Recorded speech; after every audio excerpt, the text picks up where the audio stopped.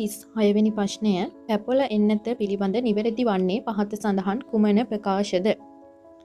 පැපොල එතකොට අපි ඒකට කෙටි ක්‍රමයක් මතක තියාගත්තනේ සීයා කඩෙන් රම්බුටාන් පැන්නුවා කියලා. එතකොට සයනේ සරම්ප කම්බුල්ගාය රුබෙල්ලා සහ පැප්පොල. එතකොට පැපොල අයිති වෙන්නේ අඩපණ කරන ලද ජීවී එන්නත් වලට. අඩපණ කරන ලද ජීවී එන්නත්.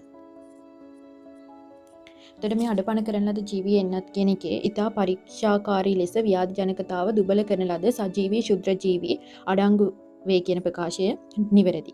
නැවත නැවත ප්‍රතිශක්තිකරණය ලබා දීම අවශ්‍යය. වැරදි. මේකේ ජීවී ශුද්‍ර ජීවීන් ඉන්නේ නිසා එයාලා සැබෑ ආසාදනයම අනුකරණය කරනවා. එතකොට මේ ශරීරය තුල අර බූස්ටර් එන්නතක් අවශ්‍ය නොවන විදියට මේ ප්‍රතිශක්තිය ගොඩනැගෙන. මේ නැවත නැවත ප්‍රතිශක්තිකරණය ලබා දීමට අවශ්‍ය වෙන්නේ අක්‍රිය කරන ලද එන්නත් හා